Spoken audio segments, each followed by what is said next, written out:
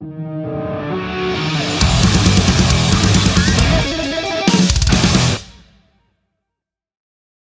up, man? Hey dude, how are Good. What's going on? you? A bit of this, bit of that, just kind of getting ready to put out the CP and hit the road again. And been really on the stage for almost like 12 years. So with the exception of a couple of little gigs I did with the Bok over the last couple of years. But it's Cool. exciting, scary, and Are you just at home at the moment? yeah, just in my apartment here in Footscray in Melbourne, Victoria. Cool. Got your fan? Yeah, it is. It's been pretty hot. So I bought this fuck off industrial fan from Bunnings. It cost me like a nearly $200, and it's metal and it's brutal and it's so powerful, but it's so loud you can't really watch TV while it's on. So I Yeah. sort of have to watch TV with headphones on now, but it does the job. But yeah, It's a metal I guess like fan that does windmills. yeah. That way. You know what I mean? Compensating for something. Yeah. Good to talk to you, man. Thanks for joining, Sachi. Thanks for having me, man. I've seen a few episodes of what you do, and I really like it. So the pleasure's all mine, man. Cheers. Thanks, man. I'm an old school Bok fan, so when you hit me up, I was like, let's go. So that's really cool, man. So of course, let's start from the top. You've recently returned to the band full time after quite a number of years away, which is really cool to see for us old school fans. I know you did the reunion with where it had both lineups a little while ago, but how did it come about you rejoining the band full time? It's a bit of a long story. I'll try and keep it as short as possible. One night I was out with a mate and we went to Cherry Bar, which is a bar in Melbourne. And it turned out that Frankenbok was playing. And I was like, oh shit, this might be a bit awkward because I obviously fell out with the guys, hadn't spoken to them in years. But I was out the back sort of having a beer and Aaron just walks up to me, looks me dead in the eye, shakes my hand, says, hey man, just want to say hello and bury the hatchet. And I just want to say, because I've been doing a bit of digital artwork, he goes, oh, your artwork's really awesome. And I just want to say I love it. And I was actually quite taken back by that. And he just kind of walked off and poof, disappeared into the night and left me with something to think about. I mean, I'd made my peace with everything a whole bunch of years ago, but it was nice. And then a couple of days later, got the friend request on Facebook, had a chat through Messenger, had the inevitable phone call. We're on the phone for like 3-4 hours and reconnected and yada, yada, yada. And yeah, we restored our friendship. And then, I got privileged to hearing Overdose before it came out. And I was like, this is really awesome, man. And I was really happy for him. The lineup had obviously all changed and Dan was back. And I was just like, this is really cool, man. I made a joke saying, oh, if you'd written an album like this after Loopholes, I probably wouldn't have left. And, we had a bit of a chuckle about that. And then, so fast forward, the guy started doing put forward the 25th anniversary show. And it's actually, they got all the 5 lineups to come back and they asked me if I wanted to do it. I said, yeah, I'm not going to be a stick in the mud and say no. And that went down really well and awesome. And then Dan, the last vocalist, was a bit excited about things and sort of said to me, oh, well, to the band, like I'd love to do like a split EP with me and them. And I was keen for it.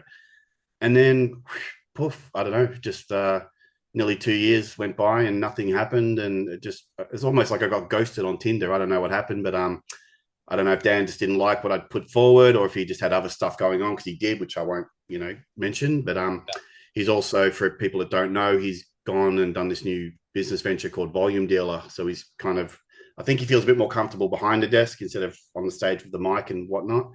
But anyway, long story short, he was not able to commit to the band anymore. And so Aaron and I had reconnected with our friendship. And so he sort of said, well, do you want to would you like to come back?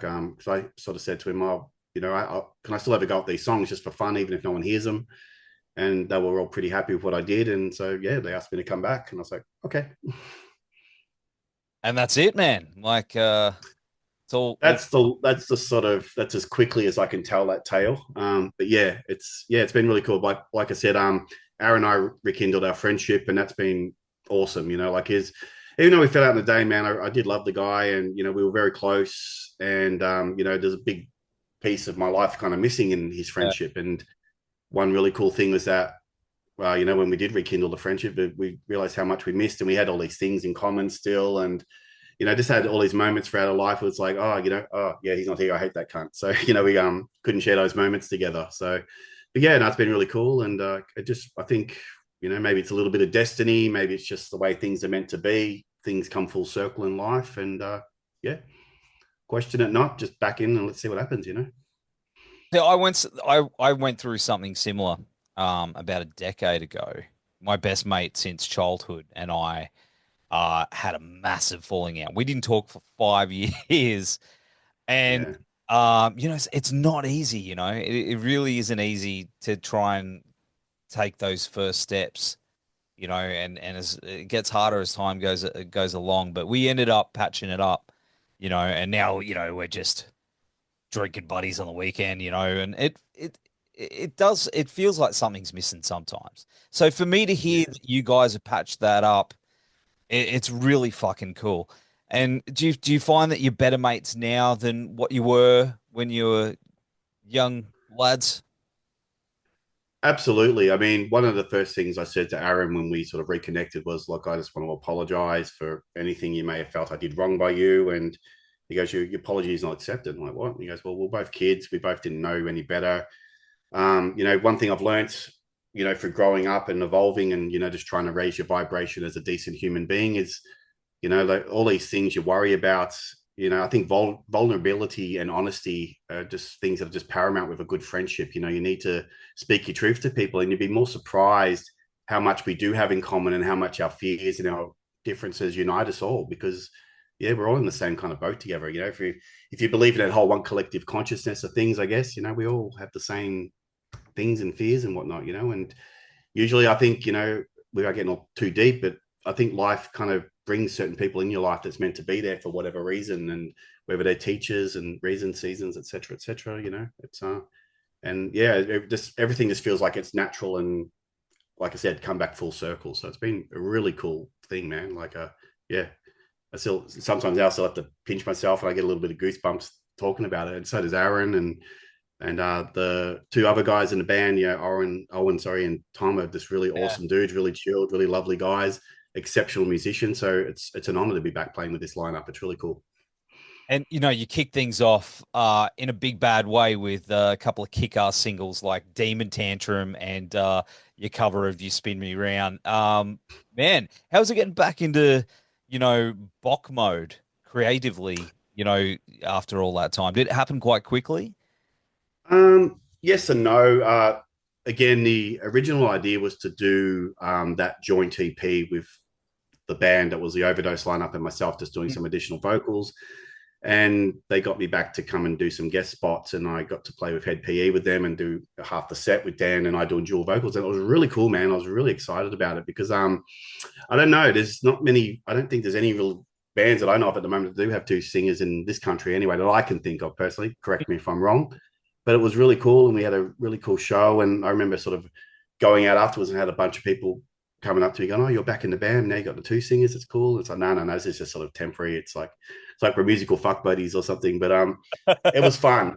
And yeah, what disappoints me is that wasted potential of what it could have been. And Demon Tantrum did have some of Dan's vocals on there. I think there's still traces of him in there, but we sort of took it back to the one of the earlier versions of it that we put it out. And then the spin me around thing was just like a bit of a, I know, a bit of a fuck you, a bit of a joke, a bit of like let's worry, let's make the current fans worry and think, oh, they're gonna go back to the "Don't Call Me Baby" thing. And it was kind of Aaron's idea, and we just thought it'd be fun. And now with people's short attention spans, we thought, oh, while we're busy trying to get us all back together, and things are changing hands and changing management and all that sort of stuff, we'll at least put two things out there just to kind of keep people, I don't know, distracted, or remind them that we're there. And then it's all been leading up to this work now, which is the EP Irrepressible. So yeah.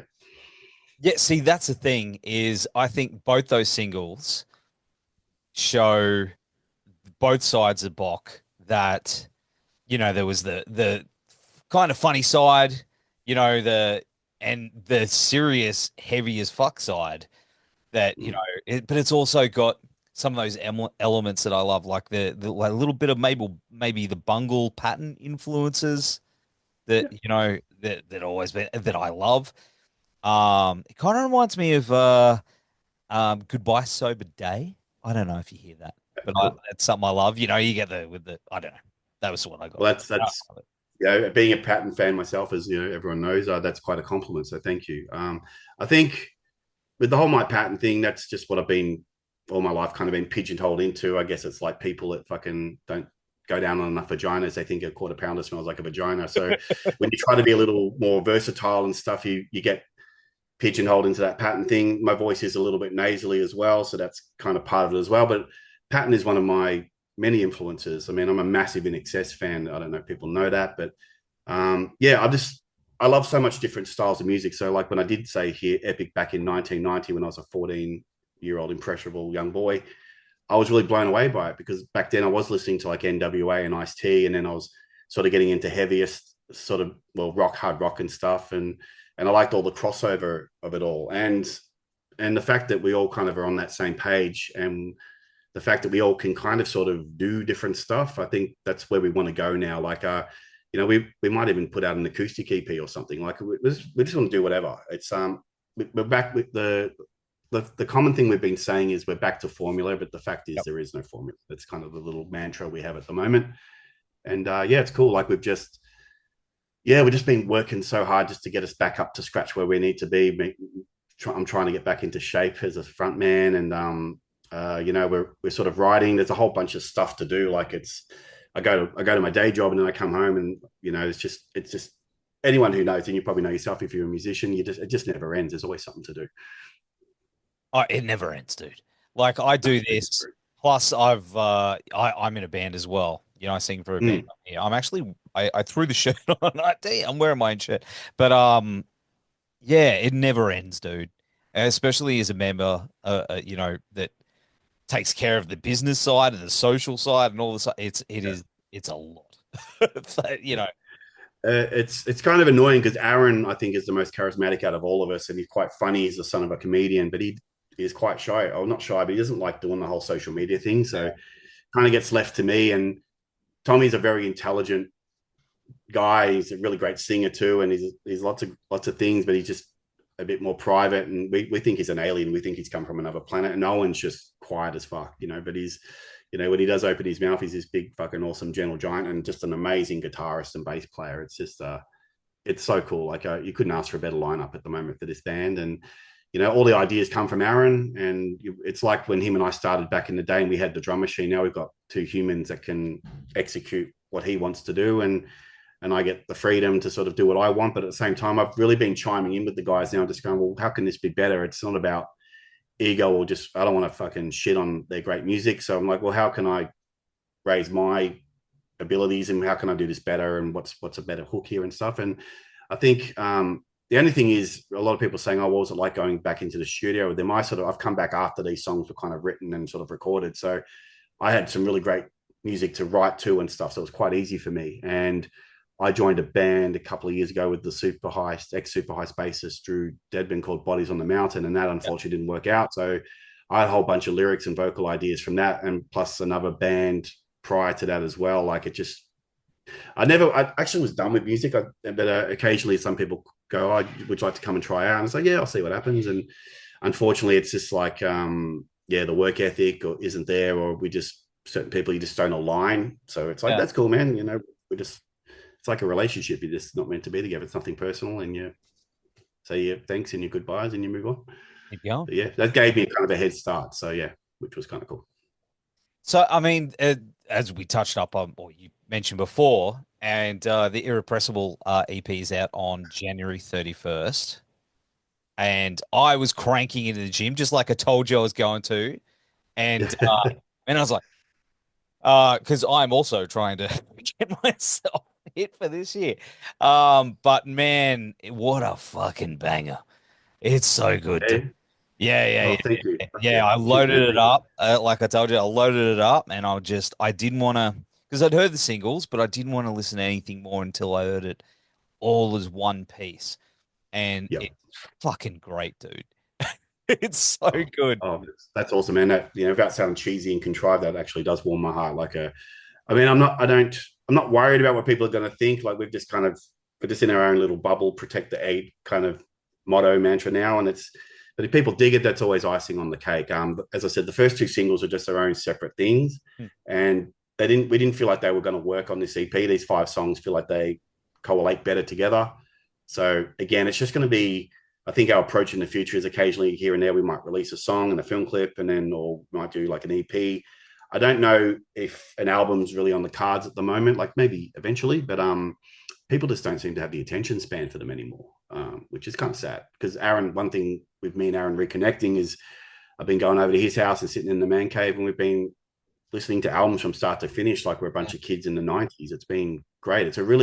I think it's a really great way to connect with somebody. One thing I love to do when I meet a new person, whether it's a potential partner or a new mate, is to just hang out with them and just do a music swap. And it's a great way to find new bands and stuff too. So yeah, and he showed me a whole bunch of stuff that I hadn't heard of, and yeah, and vice versa. And so that's been really cool too. And yeah.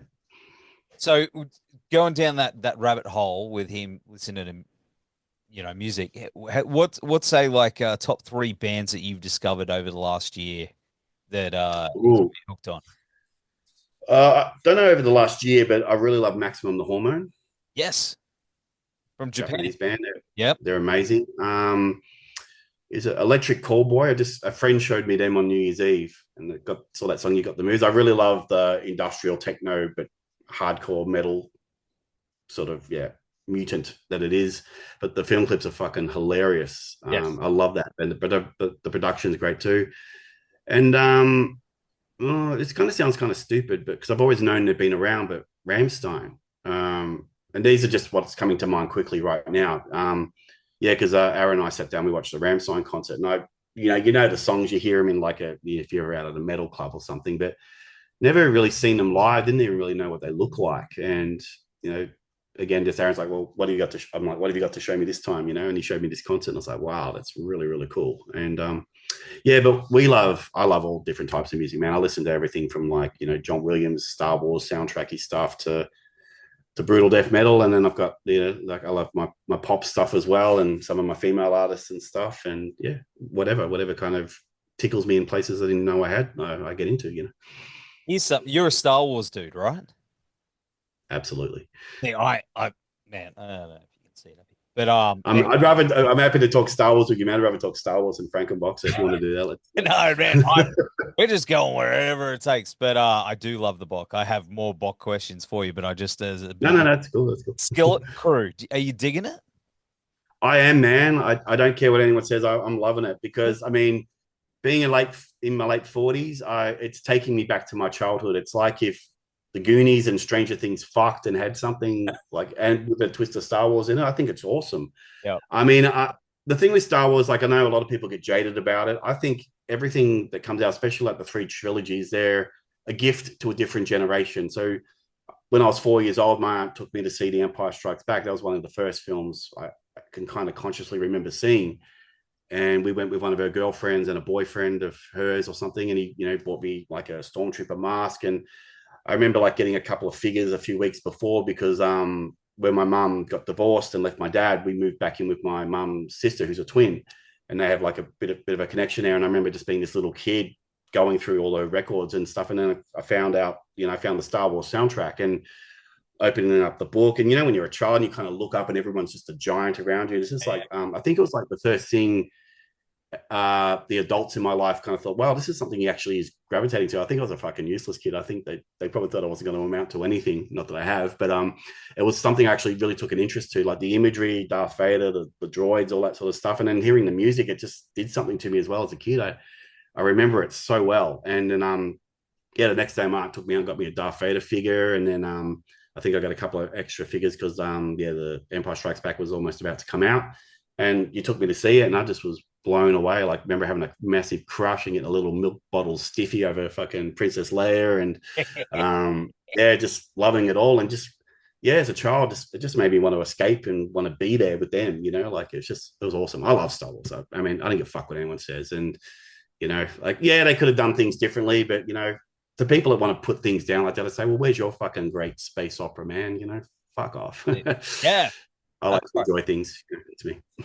And I'm all about it. Well, if you could tell, the 40-year-old virgin who's got kids. But I love Star Wars, man. So when I saw that, I was like, oh man. and mentioning John Williams, like I I don't think music in film is the same as what it was. Mm, There's composers like that dude is along with Danny Elfman are the fucking goat. You know what I mean? Like they yeah, are the yeah. guys because you can if you go Star Wars to someone and they know instantly they can sing that theme tune. You go Jaws, Mm, they can sing that theme song. You know what I mean? yeah, Even yeah. like the latest stuff like Harry Potter, like one of the great like he's one of the greatest fucking songwriters, composers of Mm. ever, man. You know what I mean? So, and I just don't think they make them like they used to. You know? Oh, his music, it takes you places, it makes you feel things, and he's just a brilliant songwriter. Like yeah, there's nothing else you can really say. It's just you either like John Williams or you're wrong. Like but there's some other great composers. Like I like the is it Clint Mansell who did the Requiem for a Dream soundtrack. There's some really cool stuff there. And I think it's Brian May who did like I don't know if he did both Mad Maxes, but Mad Max 2. I really like the soundtrack in that too. I thought it was really cool. And the original Evil Dead soundtrack, I thought Oh, was great too. yes, yes. Yeah. I was And just even the Nightmare on Elm Street soundtrack, I thought was great. I'm not sure who that composer is, but all those early horror films like Friday the 13th, that, and stuff like that too. Evil Dead, Nightmare on Elm Street, Halloween, even, like I thought all John that stuff was Carpenter great. stuff. Yeah, man.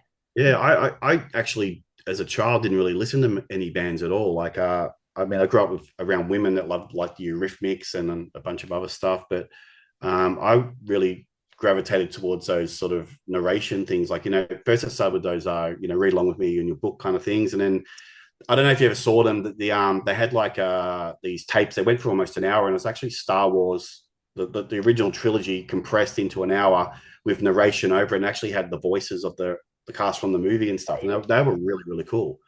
And then yeah, so I really got into that, and then I got into soundtrack stuff. So I had like Star Wars soundtracks, Mad Max soundtracks, any movie I kind of dug, like even like Top Gun. That's when I started getting into proper music, and then it all sort of changed for me when I think I heard In Excess. I got In Excess Kick, and then I back cataloged and then realized, oh wow, I loved all these songs growing up, and then they became my favorite band for a while, and then I started getting into heavier stuff, and yeah, that's kind of my musical journey.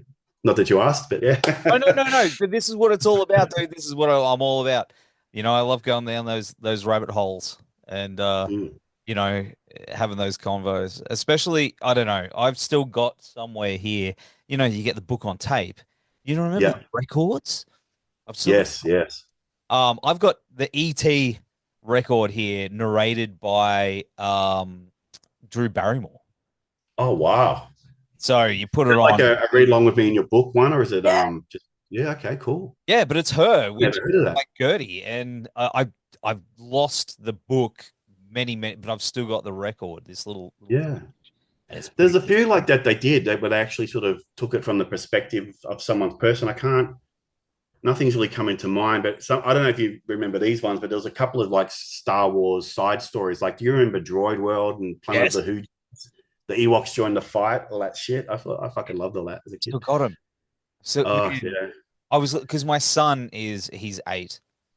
yep, We share our love of Skeleton Crew because he loves Star Wars as well. So yeah, most yeah. days of the day I go, oh yeah, what day is it? He goes, Wednesday. I go, what day is it? He goes, Skeleton Crew. He's like, yeah.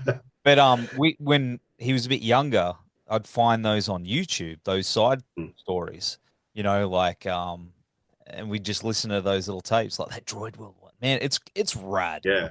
Yeah, you're right. They are all on YouTube. And I think a couple of years ago, I went back and thought, oh, I just wonder if they're on there. And I went and had a listen. And it was quite nostalgic because I remember so vividly the day mum bought me Droid World. I left work, I mean, not work, sorry, school early, primary school. I was really sick and mum had to take me to the doctors.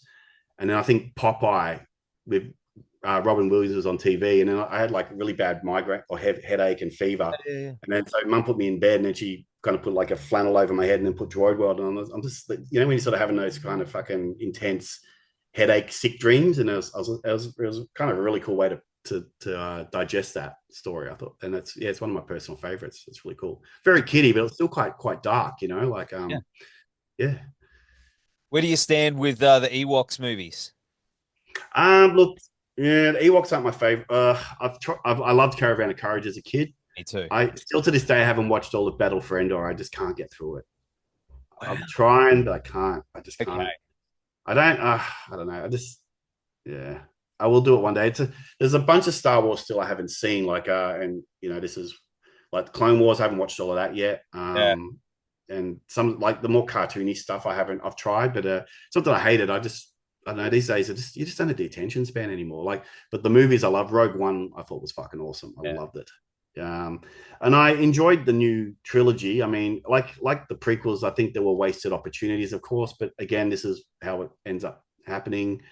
But some of the new Star Wars stuff, it's I guess it's like anything. It's like you can listen to a new band's album and then listen to it once and go, okay, well, I experienced that. Not for me, but I'm not going to go back there. I love The Force Awakens. I watched that a bunch of times. And then Last Jedi was like it had that impact where it's like, wow, they really went where I thought they weren't going to go. Yeah. But do I go back and revisit that movie a lot? Not so much. And it's the whole thing with the whole Luke Skywalker thing. I just thought they could have done that better. And I found a draft or a leaked script online it just seemed a hell of a lot better. And it was more like to me, it sounded like Empire Strikes Back, but with common sense. Yeah. So like Rey's training with Luke, and then all of a sudden she's drawn to go fight Kylo and Snoke and shit. And Luke's like, "Well, I'll go with you this time," and then they actually have like a battle together. And it just seemed really, really cool. But I don't know if that's fake or whatever. But I mean, that's the thing.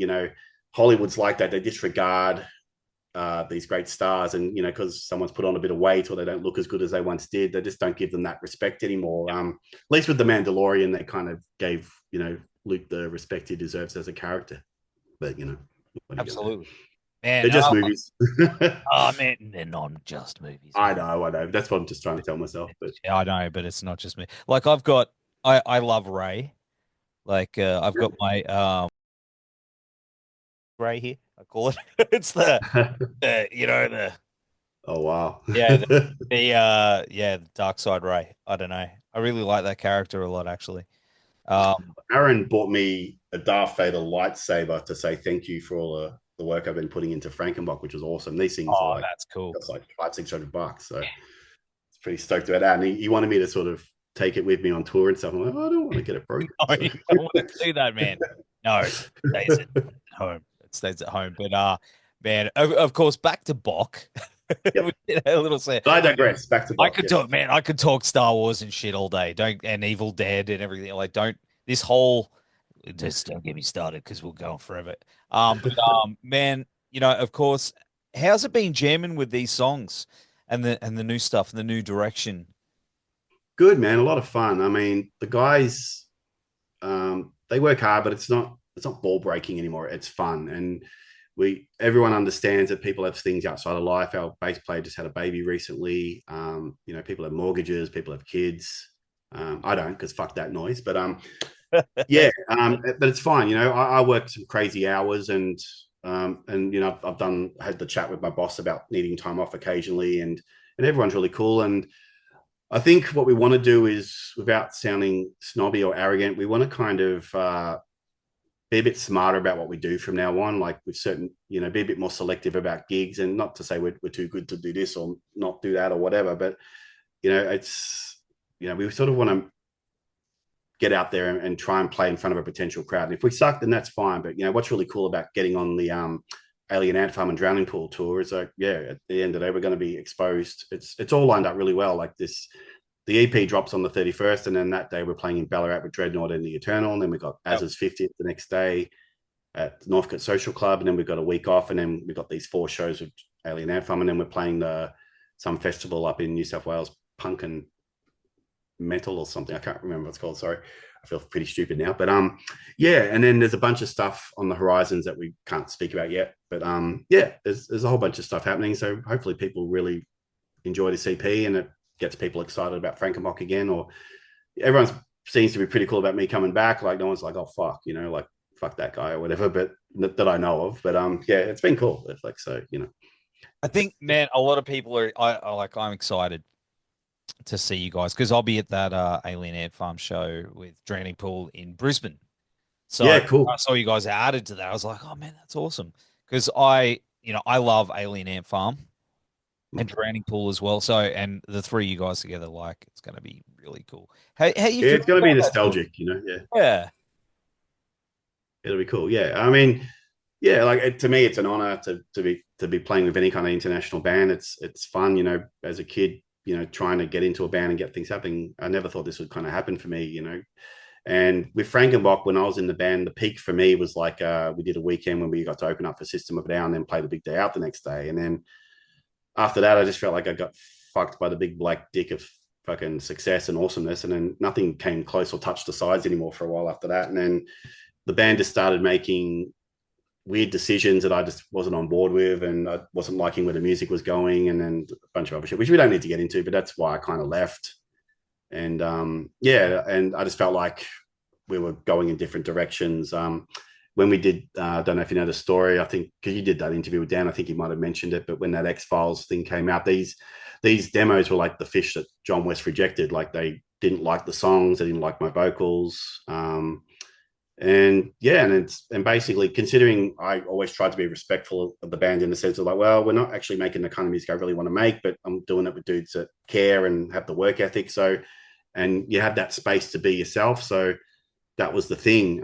But yeah, I don't know. The thing with those songs too, like they were just demos. Like, and I hadn't really finished all my ideas, and like yeah, if I'd have known, it was going to be about making more of an impression, obviously would have been a bit more prepared. But that's just the thing of it. Like, it's just to road test them and stuff. And then we did some other stuff after that too, which a lot of it sort of ended up on Blood Oath, but it just wasn't really my vibe. And so, and then at the end of the day, when people are sort of saying, oh, like the singer sticks out like fucking tits on a ball and, you could do better, it's like, okay, cool. Well, go do that. So I left, but there's a bunch of shit too. But yeah, I don't mean, oh, woe is me sort of thing, but that's just what kind of happened. And, Adam B. Metal came in, and I think he did a really great job on Blood Oath and stuff. And Dan McDougall did a great job. Dan White did a great job. And all these people that have come and gone over the years have kept the band going. Like, I take my hat off to Azza or Aaron, the fact that he's stuck with it so long. Like, I would have, I'm surprised he's not fucking, I'm surprised he has heart attacks or fucking, tried to take a bath with a toaster or something. He's put up with so much shit. And, like it's like I said, it's when you love something and you keep going and you endure, eventually you might get rewarded. And who knows, maybe this is the EP that'll do it. I have no idea, but it was fun to do. So yeah. Man, well, I'm excited. I'm excited to see it live, and I'm excited to see what you guys are doing next. And I'm Mm. fucking stoked that you're back. Uh, Cheers, man. Thank you.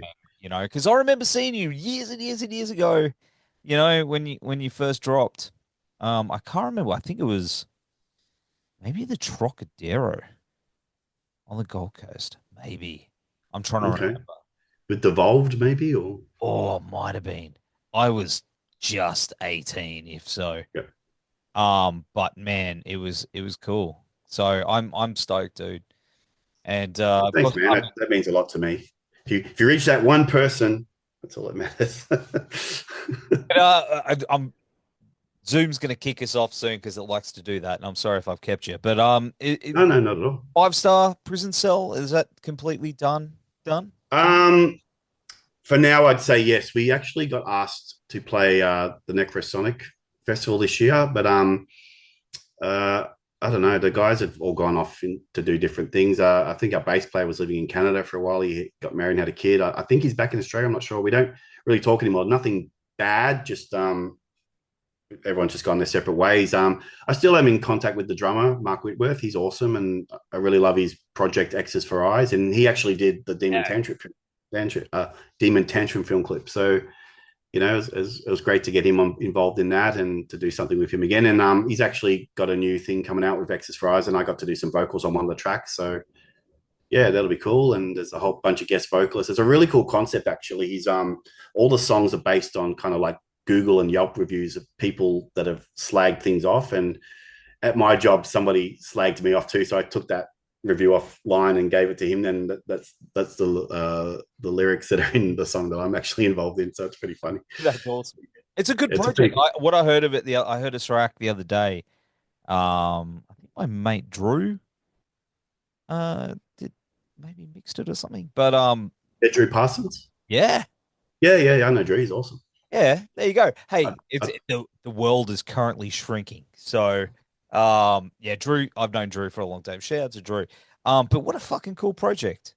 It's cool. it is, man. I've always loved Mark. Like he's a great singer. He's a really great lyricist, great drummer. Like the way he plays drums, he sort of writes another song over your song, and he definitely took Five Star to that level. Because when we first started, we actually had another drummer lined up, and he was a bit of a dickhead and didn't work out. But originally we wanted Mark, but he was in this other band, Tension, and but Five Star was just meant to be a recording project. But it ended up playing live and stuff, and had a couple of great years. I made 3 albums of that band. I was really proud of. But yeah, I don't know. We started writing some stuff again, like oh god, it was like 10 years ago, and then it just didn't happen. I don't know why. Yeah, I'm not closed off to that. Like I'd love to do another Five Star album with them eventually, but maybe not tour if they're open to that, But that's up to them. I don't know. I think we've all sort of grown, and we're into different music now, and the stuff they like, it's not really what I'm into, and but yeah, so that's just what happens. You grow apart, and we still love each other. We just can't be together anymore, Oh, So no, yeah. but you know what, man? I'm just excited you're back with the Bok and seeing what you guys are going to be cooking up next. It's exciting, dude. I know I keep saying that, but it's very, very cool. Oh, And cheers, man. I really, really appreciate that, honest, sincerely. Like, and I hope people do feel the same way. Like, yeah, like at the end of the day, the band has no hard feelings with Dan. It's just one of those things where he's just got another calling in his life, and his heart's in something else. And and shout out to Volume Dealer, his thing he's doing. Check it out, volumedealer.net. And he's basically, I don't know if you know what he's doing. It's basically a web-based show. He gets bands on there, and they play like 4 to 6 or 7, 8 songs or something, and then he interviews them, and he's sort of doing merch with them, and he's sort of moving into that producer kind of role now, where I think he's, I guess, growing up and wants to kind of think about his future and whatnot, instead of maybe wasting his time in bands. I don't know. Yeah, but he's got a talent for mixing, and he mixed and mastered Irrepressible, so he's done a really great job. We did it in a way I don't think he was completely happy with, because it was more of an experiment, and this was done when he was still in the band before I came back. And then, but the guys just, I don't know, there was like 2 years where just nothing really happened, and they just want to get it out there. But we're happy with it. We're proud of it. I'm really excited for people to hear it. I think it's some of the best vocals I've done in a long, long time, and it's definitely better than the other Frankenbok releases I did with the band. And yeah, I mean, it is what it is, but it's a starting point, and we've got lots of other stuff we're working on still. And the plan is to bring certain songs back, and maybe from the other eras as well. Like I really like Overdose. So there's a bunch of songs I'd like to do off that, and even some stuff from Blood Oath and some of the other albums. There's some cool stuff that I think I can do, and do it my own way, and hopefully do it justice. And but the other thing is too, Aaron is just like, oh, he's a bit over all the old stuff. And he's just like, I kind of just want to. He just kind of wants to move forward with new material as well. So at the end of the day, after Dan left, if I didn't come back, that would have been it for Frankenbok. They would have dropped it. That would be done. They might have got another singer and come back as a totally different band. But that's the only reason it's still going. So we'll see what happens. But yeah, I'm happy to be back. I'm loving it. I'm enjoying it, and I've said I'm in for the long haul. So why not, until something happens that prevents us from continuing. But right now, it's all exciting, and yeah, we'll see what happens. awesome, brother. Awesome, man. Well, of course, we're going to have all the links down here in the show notes and on the website. Hutchy, thanks so much for hanging out on the show, and let's talk more Star Wars and nerdy shit very soon. Anytime, man. Anytime. Thank you so much for having me. And yeah, if people don't know about our band, head to frankenbok.net. You'll get reacquainted with us. All the stuff's there. You can download all our shit, see our film clips, and yeah, pre-order the CD. We're doing a limited edition run of the album. It's going to be metallic foil. It's going to look awesome. We're really excited about it. So hopefully people dig it. Awesome, man. All right, I'll catch you soon, brother. Thank you. Man, good night. Thanks for having me.